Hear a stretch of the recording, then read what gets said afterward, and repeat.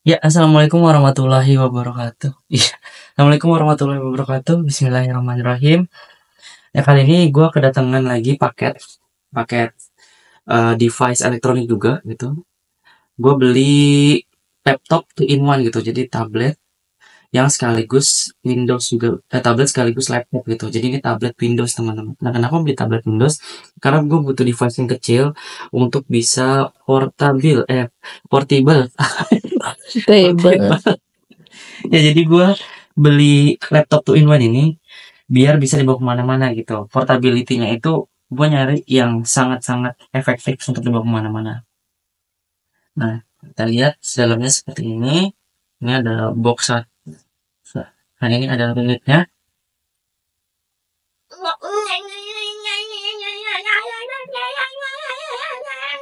Ini emang iseng. Lagi buat konten nih bos. Nah, ini unitnya bagus banget ya. Udah di packing berkali-kali oleh Bubble Wrap. Ini luasnya atau luas dari device ini sendiri itu cuma 12 inch. Lanjut ya. Nah, ini device-nya karena ini X display, mudah-mudahan masih bagus. Wih, keren banget, kita dapat panduan garansi. Ini harusnya sih garansinya distributor ya.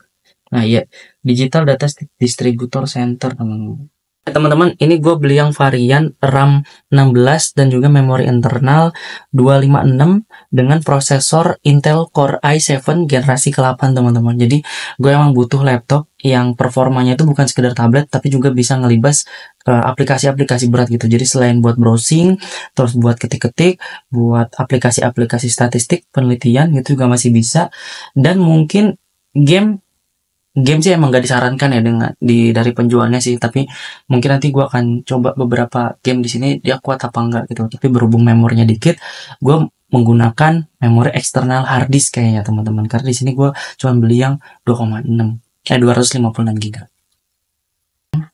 Nah, ini wow, ini kelihatan mewah banget cover keyboardnya. Ini keyboardnya nih pas ini mewah banget, lembut, mulus, nggak ada bompel. Ini paling ada putih-putih dikit ya, wajar lah gitu. Nah, ininya plastik mengkilap glossy gini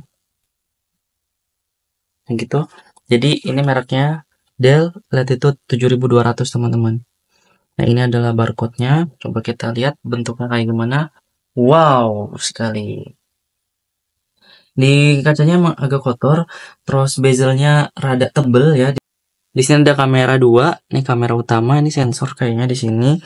Terus keyboardnya emang khas Dell banget, empuk, enak banget gitu. Di sini keyboard yang biasa tanpa numpad. Terus di sini juga ada mousepad yang enak banget. Terus di sini masih ada klikinya untuk klik kiri dan klik kanannya. Kliknya juga enak banget ini. Terus di belakang ada kamera juga satu gitu, karena tablet ya. Jadi ada kamera utama, ini kamera utamanya, dan ini kamera depannya teman-teman. Nah, ini dipasang magnet. Kita tinggal copot, sesimpel itu aja, jadi nggak ribet sama kayak tab-tab pada umumnya, tinggal dicopot. Nah, ini jadi tablet gitu.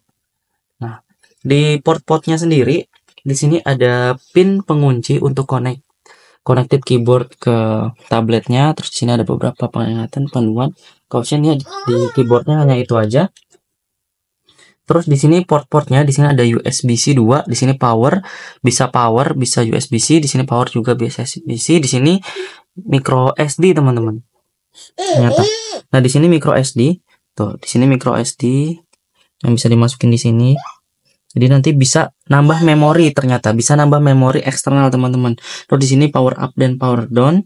Di sini ada audio jack 3,5 mm. Di sini ada USB-A. Rapihin dulu. Pause dulu ya. Iya. Ya, jadi ini tablet ukurannya 12 inch. Terus di sini ada kamera depan, di sini ada sensornya. Terus di belakang ada kamera utamanya di sini.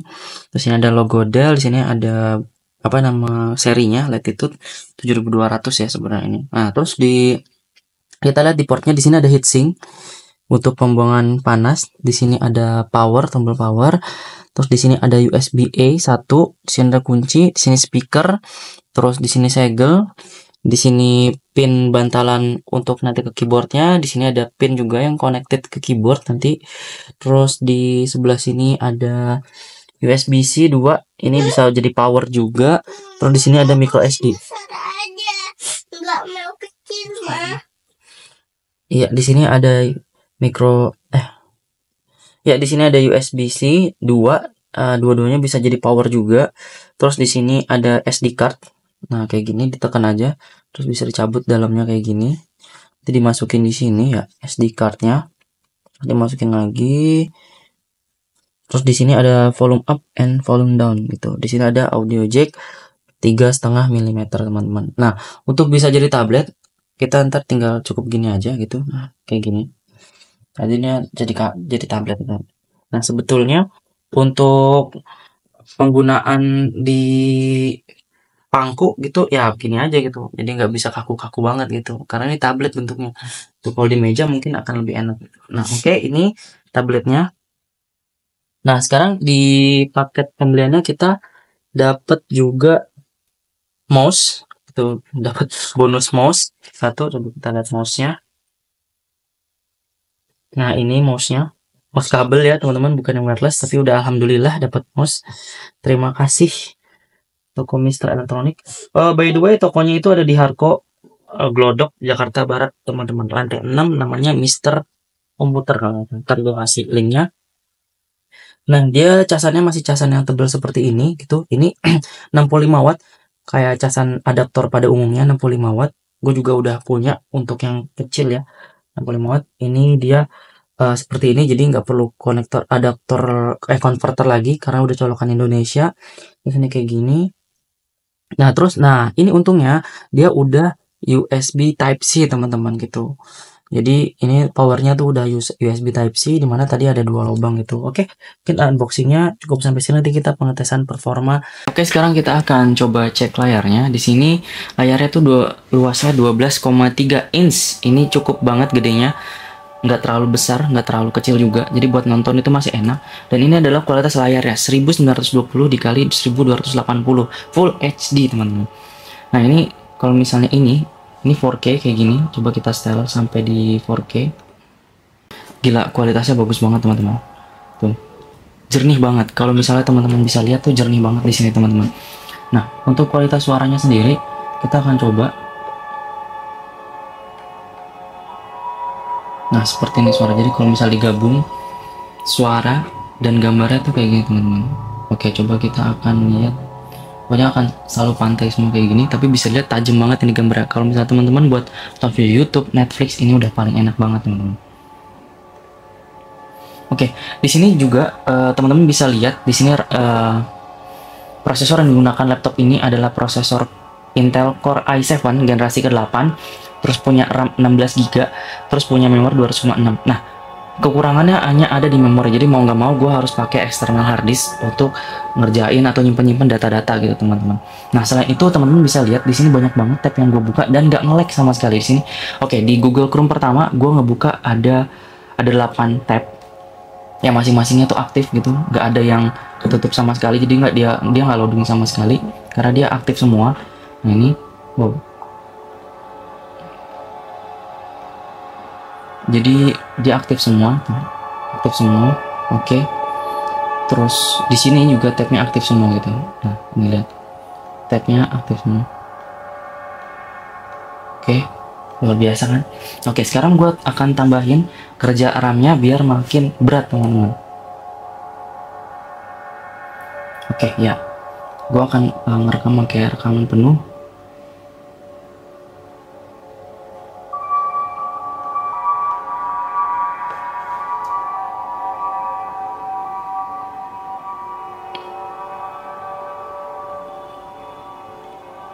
Nah, di sini nanti gue akan kerekam biar tambah berat. Tapi sebelum itu gue pengen nunjukin ini udah touchscreen. Yang touchscreennya itu berfungsi dengan sangat-sangat baik, teman-teman. Nah, tuh lihat, ini berfungsi dengan sangat baik. Oke, mungkin gue akan rekam sekarang buat nunjukin.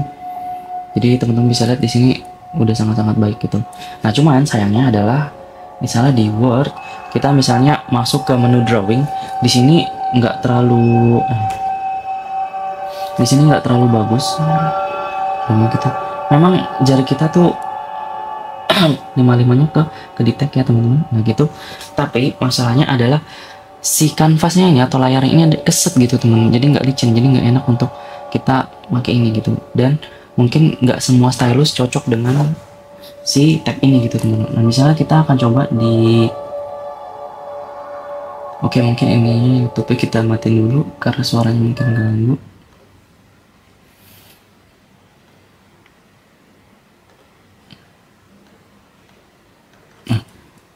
Nah ini enak sih di drawing sketch gini. Nah, dia nggak semuanya ke detect kalau di sini. Nah gitu, agak delay sedikit tadi ya untuk kayak gitu. Nah ini enak semua ya. Oke, ini untuk sketchbooknya gitu. Nah ini untuk si wordnya gitu. Nah terus setelah itu baterainya teman-teman. Nah di sini gue pengen nunjukin baterai life-nya. Di sini cukup bagus ya. Kayaknya gue harus buka dari sini.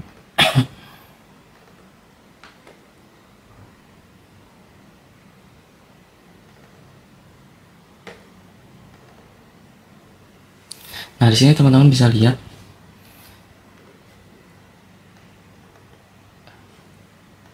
Di sini teman-teman bisa lihat baterainya itu di sini baterai health-nya masih 95,5%, padahal gue beli second gitu, jadi ini masih bagus banget. Terus kalau misalnya kita lihat dari sini 82% 1 jam 14 menit gitu, jadi kalau fullnya itu cuma bisa 1 sampai 2 jam doang sebenarnya teman-teman, jadi nggak bisa lama-lama banget gitu dipakainya.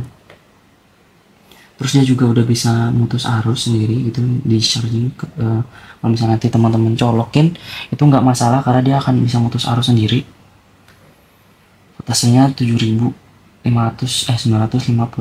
teman. Jadi untuk baterai sendiri ini good banget. Tadi gue udah coba berbagai macam aplikasi ngetik, YouTube, buka segambreng aplikasi ini, nggak ada masalah sih dia gitu.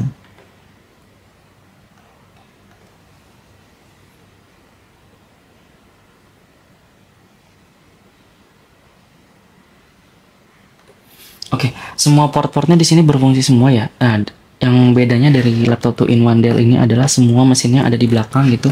Di awal tadi gue bilang, gue tunjukin di sini ada heatsink, jadi nanti panasnya itu akan di body semua. Di sebelah kanan sini ada port USB, di sini ada USB C2, terus di sini ada micro SD buat masukin gitu. Nah, oke, sekarang kita akan coba lihat performa dari, mungkin kita akan lihat performa kameranya dulu kali ya. Ini kita akan coba Google Meet mengharapkan insan. Oke, this time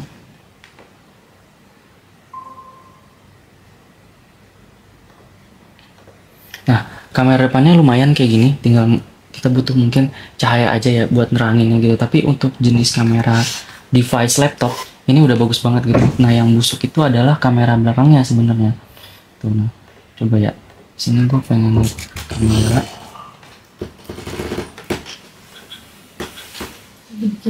Iya, nah bisa dilihat di sini. Nah masalahnya kameranya itu kita matiin dulu ya.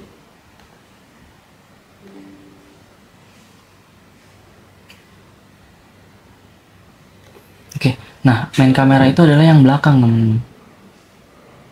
Nah ini front facing kamera akan lebih bagus kayak gini. Nah karena misalnya backgroundnya putih di belakang, ini akan jadi cahaya tambahan buat kita yang si presenternya gitu, atau yang depan kamera itu akan lebih bagus banget gitu. Nah semuanya tuh masuk di kamera dengan jernih gitu. Nah sayangnya main kameranya itu kayaknya sih masih VGA ya, karena buruk banget kayak gini gitu. Jadi kayak kamera-kamera jadul. Nah itu untuk kameranya. Jadi kalau untuk zoom, nah coba kita gabung lagi ya.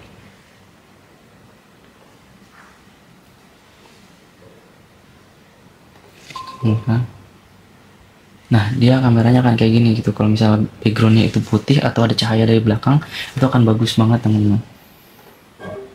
Oke, sekarang zoomnya, zoom karena belum setting, jadi gambaran dari video ini kurang lebih di sini ya. Dan game mungkin gua nggak akan tes game karena si laptop 2-in-1 ini emang nggak diperuntukkan untuk game. Sebenarnya mungkin bisa ya yang sederhana-sederhana, tapi mungkin akan butuh waktu untuk install dan lain-lainnya, jadi gue memutuskan untuk enggak. Dan laptop ini sebenarnya juga bukan untuk kebutuhan gaming teman-teman, jadi untuk kebutuhan browsing, terus kerja, aplikasi statistik dan lain-lain itu masih oke lah gitu. Nah sekarang gue pengen nunjukin beberapa hasil dari pengukuran tesnya teman-teman. Oke, pertama kita mulai dari crystal disk. Dari sini adalah memorinya, di sini pakai Samsung, inilah kodenya ya, 256 GB, yang mana ini sangat kurang sekali. Terus dia udah pakai NVMe gitu, jadi ini udah kencang banget untuk nge-write dan read-nya teman-teman. Dia udah bagus banget, terus kondisinya bagus 99% gitu. Untuk C-nya ya, untuk D-nya ini hard disk 32 derajat. Jadi mesinnya panas banget ya, 41 derajat gitu. Nah health status dari D-nya juga setelah gue colokin terus, ini aman banget buat hard disk karena suhunya masih tetap dingin di 30 derajat Celcius gitu, jadi masih aman banget. Oke, itu tadi crystal disk. Nah Geekbench dia masuk ke sini di skornya. Nah ini untuk skor CPU-nya dapat yang single core 729, sedangkan multi core-nya 2160.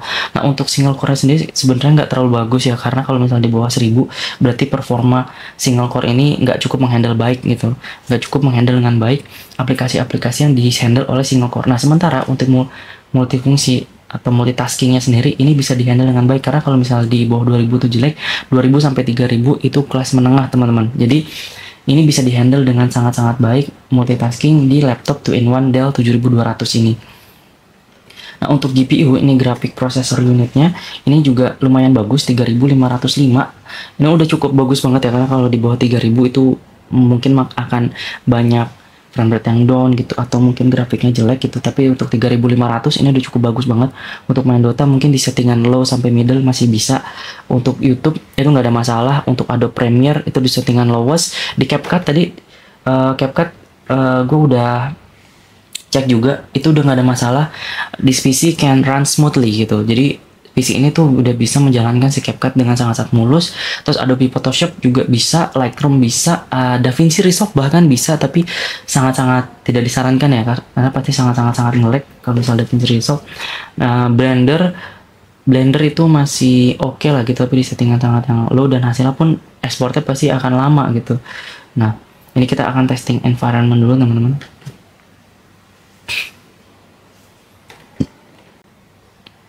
Nah, di sini bisa dilihat your computer can run CapCut smoothly gitu. Jadi ini udah bagus banget gitu untuk si GPU 3505 teman-teman. Oke, kita akan lanjut. Kita akan lanjut di Netflix udah nggak ada masalah ya. Nah, di Cinebench. Nah, hasil dari performance testnya Cinebench gitu, dia dapat di sini teman-teman nih, di skor 2123 gitu untuk Core i7 generasi ke-8 gitu, kalah dengan Core i7 generasi 11 pastinya, kalah dengan Core i7 yang ini generasi patok HQ udah gua nggak terlalu paham ya, tapi dia udah lumayan baik itu di skor 2123 walaupun sangat jauh sekali sama AMD Ryzen gitu. Ini udah cukup baik di urutan ke-12 gitu dengan Windows 10 64-bit, tapi ini diinstal Windows 11 dan dia kuat-kuat aja ya, nggak masalah gitu. Untuk multicore-nya dapat 2123. Ini nggak jauh beda dengan hasil di sini ya, 2160 gitu. Oke, untuk Cinebench-nya udah cukup oke. Sekarang kita lihat crystal disk-nya. Nah ini dia udah make NVMe ya. Dia udah dapat rate-nya 1614, ini udah lumayan kencang banget. Terus write-nya itu 1517. Jadi kalau misalnya kita mau copy data, duplicate, itu udah lumayan membantu pekerjaan kita, walaupun kita masih pakai external hard disk seperti ini teman-teman. Di dalam sayangnya mungkin ya karena pakai external hard disk jadi agak lebih pelan daripada ini gitu. Kalau misalnya di dalam si hardware-nya ini sendiri mungkin dengan SSD dengan memori yang bukan NVMe ini akan mantap banget gitu. Oke, kita akan mulai lagi. Jadi CapCut nggak ada masalah, baterai status udah juga gitu. Terus kita akan masuk ke typing test. Nah, ini yang pengen gue liatin ke kalian. Keyboardnya di sini nggak terlalu enak karena kecil ya sebenarnya. Jadi keyboardnya itu kecil kayak gini. Nah, jadi apa? Masing-masing touchnya itu agak kurang gitu, dan klikannya juga agak kurang enak sebenarnya. Nggak seenak yang di laptop Dell-nya gitu. Nah, sebenarnya alasan gue kenapa gue balik lagi ke brand Dell karena di laptop di Inspiron 145425 itu enak banget. Nah, sedangkan di sini sering kelewat-kelewat gitu. Tapi emang mungkin butuh terbiasa aja sih sebenarnya. Mungkin juga bahasa Inggris gue yang kurang karena typing bahasa Inggrisnya jarang gitu. Jadi agak, tapi di sini sering banget typo ya sebenarnya. Nah, ini kadang suka ketekan juga, jadi mouse potensinya suka ketekan juga, itu jadi kekurangan tersendiri juga. Nah,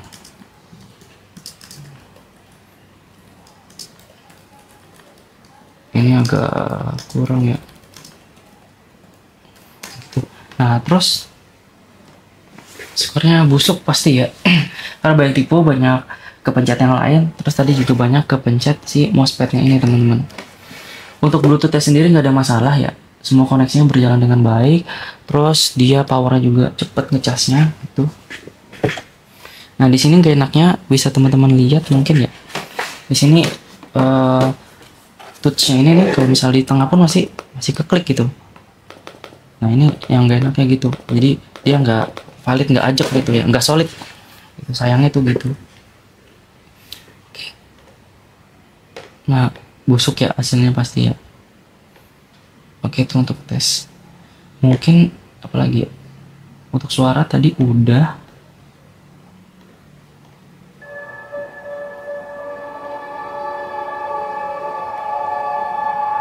Oke, mungkin untuk tes performa itu aja sih yang perlu gue kasih tahu ke kalian ya. Kalau misalnya kalian mau beli laptop ini gitu, ini sangat-sangat worth it untuk kalian yang butuh portability sangat tinggi gitu. Jadi ini emang sangat-sangat enak sekali karena dia bisa dicopot langsung kayak gini, simple ngepotnya. Udah bisa kita langsung bawa kemana-mana gitu. Touchscreen ringan, beratnya kurang dari sekilo, 845 sekian gitu. Kalau misalnya tambah sama casan sama keyboardnya ya mungkin 1,3 kiloan lah, itu juga udah cukup enak. Nah, ya udah enak banget kayak gini teman-teman, touchscreen gitu. Atau kejar, apalagi extension ya, karena gue disini pakai beberapa extension yang perlu gitu untuk kerjaan, jadi ini enak banget. Nah, kalau misalnya dia dicabut nanti akan kayak gini tampilannya teman-teman, tuh kayak gini. Coba ke taskbar, kalau misalnya kita matiin dia nggak ngaruh gitu. Kalau misalnya di mode PC, kalau misalnya kita automatic hide gitu, auto hide gitu, dia akan hide. Tapi kalau misalnya di mode tablet kayak gini dia enggak. Nah, dia juga bisa mode vertikal ya teman-teman, jadi asik banget. Bahkan kalau kita misalnya balik lagi, dia udah ngikutin gitu teman-teman, jadi dia nggak tergantung dengan sudutnya di mana gitu, jadi dia akan ngikutin kemanapun layarnya akan menghadap gitu teman-teman. Nah, mungkin itu sih ya. Ini juga tinggal tempel lagi. Nah, seperti ini, tidak akan kembali ke mode PC lagi teman-teman. Itu. Oke, mungkin itu aja yang perlu gue tunjukin sama kalian ya. Jadi laptop ini sangat worth it sekali, dan kalau misalnya teman-teman mau beli nanti gue kasih linknya ya. Tapi ini laptop langka banget, gue nyari second aja susah gitu. Jadi dengan memori Intel i7 generasi ke-8, RAM 16 dan memori 256GB, gue cuman bayar di harga 3750. itu udah nego-nego dengan penjualnya gitu. Tadi dikasih 38, dan ini langka banget. Dell Latitude 7200 ini langka banget, jadi nanti gue nggak tahu akan bisa ngasih link pembelian di kolom komentar apa enggak gitu. Jadi mungkin cukup sekian, mudah-mudahan video ini bermanfaat buat teman-teman yang mau nyari laptop 2-in-1 murah dan sangat-sangat berkualitas. Ini mungkin bisa jadi pilihan gitu. Oke, cukup sekian dari gua. Wassalamualaikum warahmatullahi wabarakatuh.